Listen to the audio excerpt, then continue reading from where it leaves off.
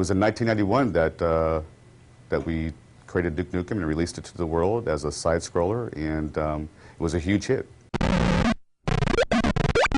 Our inspiration back then was comic books because we always felt like if you focus on the character, there's no end of stories. Duke does it his way, and his way is very entertaining. It's a wild thing. The original name for the game was actually called Heavy Metal, and the idea was to have sort of an anti-hero who was very much sort of a renegade in society and sort of, you know, an ex-military guy who went rogue. When the original Duke got started, it was myself, Alan Blum, and another programmer, Todd Repogel. Todd Repogel and I went to school together. We grew up together in Santa Cruz. He started making side-scrollers and stuff, and while I was going to school at UCSC studying computer science, we were working on Duke Nukem 1 together. There's a guy I'd like to, you know, anytime I have an opportunity, I like to call him out. His name's Alan Blum. And Alan, he created Duke.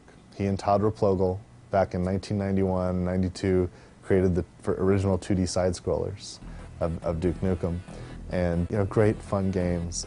And he's the one guy that from the very first moment of Duke existing, all the way through till today, has been involved in the Duke projects. It's very childish. So it doesn't take itself seriously, you know. It's, you know, instead of trying to fit a formula or trying to do certain things, it just does stuff you want to do.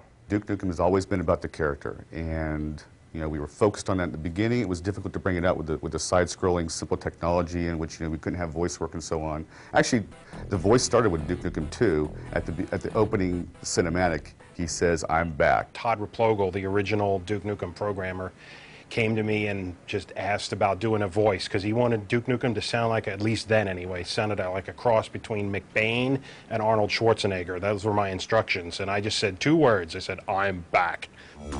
I am back.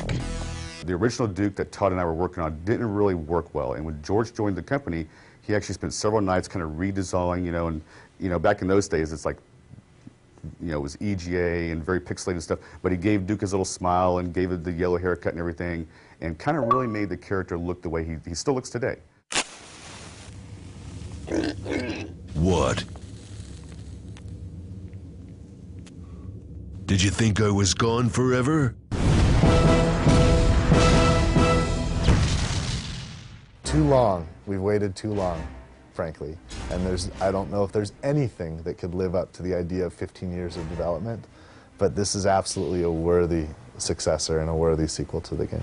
I think that this is what fans have wanted to come out, and it's finally come out. I can't be more excited.